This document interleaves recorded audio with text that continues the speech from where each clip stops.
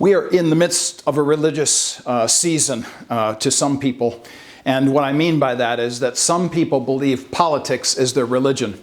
And so politics has so overwhelmed their views of sin and salvation so that they think that somehow to overcome those things, we can overcome them through political means.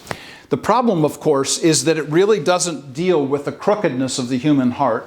It doesn't deal with the necessity of salvation from outside of us. What it does offer simply is a recognition of the sociological problems that we have between ourselves and other people. If it's simply a sociological problem that we face between ourselves and other people, then there really is the only solution to all of this is abject human power.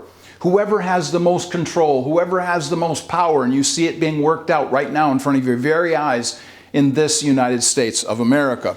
Sociology by itself will not save people because it doesn't get to the problem of the inherent corruption, the inherent crookedness of the human heart. But if we think about this Christianly, we begin to recognize, understanding that our recognition of our problem and the solution to it needs to come from outside of us. And so I would posit to us a different kind of solution, namely that our view of and recognition of sin and salvation, of the problem and the solution, is that we must recognize this comes from God and that my first responsibility is vertical. Because if I don't have a vertically clean emphasis between myself and God, taking care of the problem with the solution of Jesus' salvation, then the sociological problems will never be overcome. And what we emphasize here, of course, is that the problem of sociology is always dependent upon the answer of theology.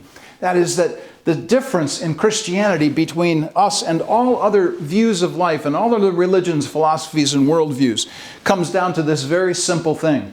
That is that there's a vertical relationship between us and God, and that vertical relationship is the only way that the sociological relationship can be not only overcome, but transformed through the common grace of Christ in this world.